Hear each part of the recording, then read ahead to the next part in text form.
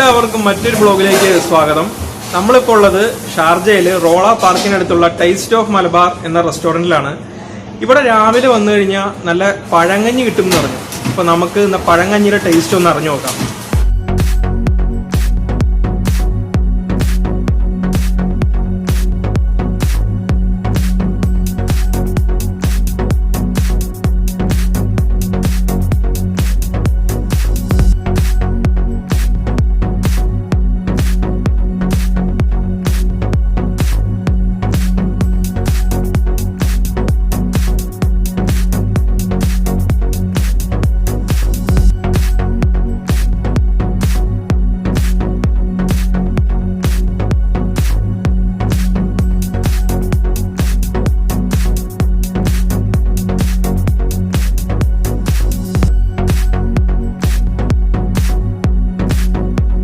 Misty ചേട്ടനാണ് നമുക്കിന്ന് പഴങ്കഞ്ഞി സെർവ് ചെയ്ത് തരുന്നത്. നമസ്കാരം. ഇതിപ്പോൾ ടേസ്റ്റ് ഓഫ് മലബാർ റെസ്റ്റോറൻ്റ് ആണ്. ഇവിടെ എൻ്റെ പേര് മിസ്റ്റി എന്നാണ്. ഇവിടെ പഴങ്കഞ്ഞി തുടങ്ങിയിട്ടൊരു 5 മാസത്തോളമായി. നമ്മൾ നല്ലപോലെ പോകുന്നുണ്ട്. വലിയ ഫാമിലീസാണ് കൂടുതലായിട്ടും പഴങ്കഞ്ഞി കഴിക്കാനായിട്ട് വരുന്നത്.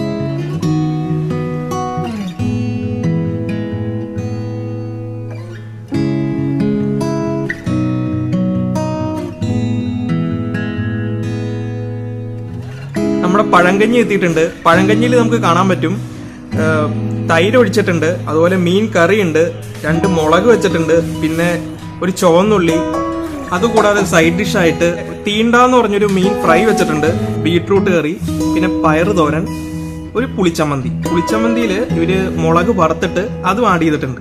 നമുക്കിനി ഇതിന്റെ ടേസ്റ്റ് എന്താന്ന് നോക്കാം. പിന്നെ പപ്പടത്തിന്റെ കാര്യം പറയാൻ മറന്നുപോയി. എപ്പോഴും നമ്മൾ പപ്പടം മിസ് ചെയ്യും. പപ്പടം ഉണ്ട് കേട്ടോ, കഞ്ഞിയുടെ കൂടെ, അത് നല്ല പഴങ്കഞ്ഞിയുടെ കൂടെ ചമ്മന്തി, അത് നമുക്ക് ഒഴിച്ചുകൂടാൻ പറ്റാത്ത ഒന്നാണല്ലോ. അതുകൊണ്ടായിരിക്കും ഈ പഴങ്കഞ്ഞിയിൽ ഈ ചമ്മന്തി മെയിനായിട്ട് ഒരു ഡിഷാണെന്നാണ് എനിക്ക് തോന്നുന്നത്. നിങ്ങൾക്ക് നിങ്ങളുടെ അഭിപ്രായം എന്താണെന്ന് വെച്ചാൽ നിങ്ങൾ കമന്റ് സെക്ഷനിൽ മെൻഷൻ ചെയ്യാം. ചമ്മന്തി തന്നെ പല തരത്തിലുണ്ട്, അത് പല സ്ഥലങ്ങളിലും. തേങ്ങാ ചമ്മന്തി, അതുപോലെ കാന്താരി മുളക് ചമ്മന്തി, പുളിച്ചമ്മന്തി.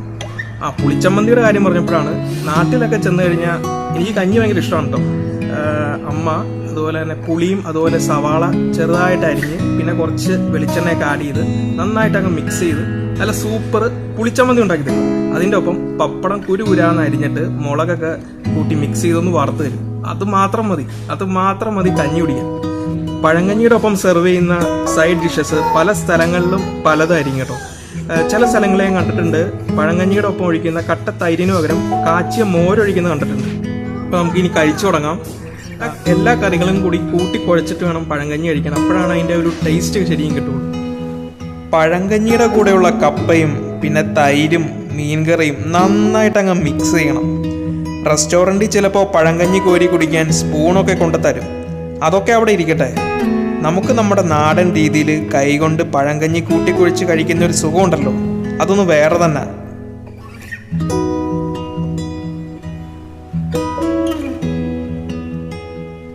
പണ്ടൊക്കെ നമ്മൾ മലയാളികളുടെ മുഖ്യ പ്രഭാത ഭക്ഷണങ്ങളിൽ ഒന്നായിരുന്നല്ലോ പഴങ്കഞ്ഞി. ഫാസ്റ്റ് ഫുഡൊക്കെ കടന്നു വന്നപ്പോഴേക്കും ആ സ്ഥാനം പതുക്കെ പഴങ്കഞ്ഞിക്കൊക്കെ നഷ്ടപ്പെട്ടു പോയി. രാത്രിയിൽ ബാക്കി വരുന്ന ചോറ് വെള്ളം ഒഴിച്ചിട്ട് പിറ്റേ ദിവസം രാവിലെ അമ്മ ഉണ്ടാക്കി തരുന്ന ചമ്മന്തിയും തൈരും പിന്നെ കാന്താരി മുളകൊക്കെ കടിച്ചു കൂട്ടി പഴങ്കഞ്ഞി കുടിച്ചിരുന്ന ഒരു ഫീലുണ്ടല്ലോ, അതൊരു ഫാസ്റ്റ് ഫുഡിന് തരാൻ പറ്റില്ല.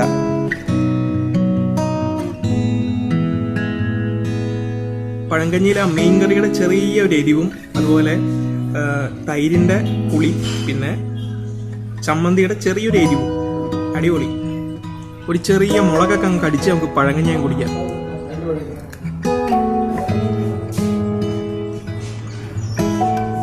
ചെറിയ എരിവുണ്ട് കേട്ടോ.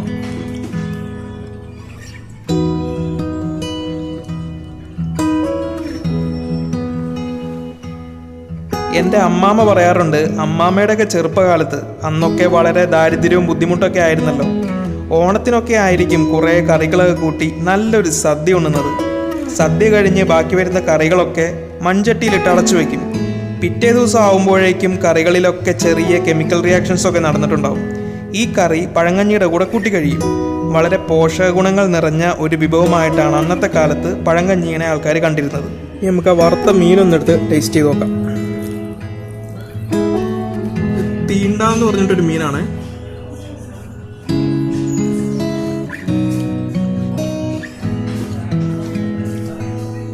ഓവറായിട്ട് ഫ്രൈ ചെയ്തിട്ടില്ല, അതുകൊണ്ട് നല്ല ടേസ്റ്റ് ഉണ്ട്. അതിന് നല്ല ജ്യൂസി മാതിരി ഇരിക്കുന്നത്, നന്നായിട്ടുണ്ട്.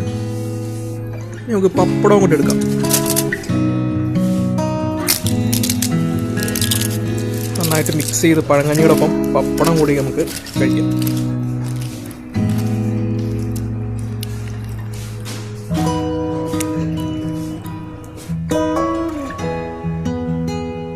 ദാ പുളിച്ചമ്മന്തി ഉണ്ടല്ലോ, ഒരു രക്ഷയില്ല കേട്ടോ. പുളിച്ചമ്മന്തി കുറച്ചെടുത്ത് പഴങ്കഞ്ഞിയോടൊപ്പം നന്നായിട്ട് അങ്ങ് മിക്സ് ചെയ്ത് ദാ ഇങ്ങനെ.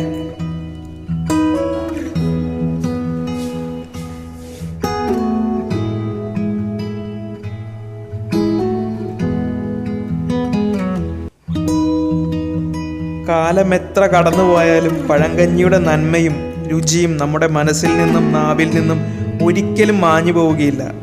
പഴങ്കഞ്ഞിയെപ്പറ്റി ഓട്ടംതുള്ളലിൻ്റെ സൃഷ്ടാവായ സാക്ഷാൽ കുഞ്ചൻ നമ്പ്യാർ പറഞ്ഞത്, പാലാഴി കടഞ്ഞെടുത്ത അമൃതിനേക്കാൾ വിലപ്പെട്ടതാണ് പഴങ്കഞ്ഞി എന്നാണ്.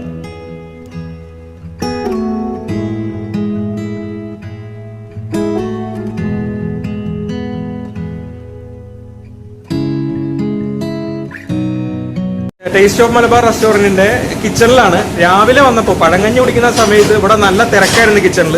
അപ്പോൾ കിച്ചണിൽ കയറി നമുക്ക് ഇവിടുത്തെ ഫുഡ് പ്രിപ്പയർ ചെയ്യുന്ന ഒന്നും എടുക്കാൻ പറ്റിയിട്ടില്ല. അപ്പോൾ ഉച്ചത്തേക്കുള്ള ബിരിയാണി ഉണ്ടാക്കുന്ന തിരക്കിലാണ് ഇതെല്ലാവരും ഇവിടെ.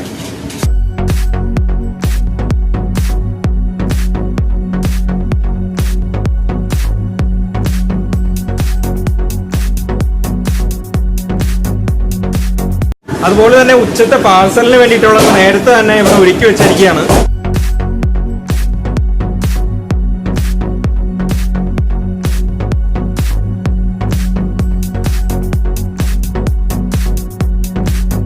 ഇത് കൂടാതെ വൈകിട്ടത്തേക്കുള്ള പലഹാരത്തിനുള്ള പഴംപൊരി അതൊക്കെ വേറൊരു സൈഡിൽ ഒരുക്കിക്കൊണ്ടിരിക്കുന്നു.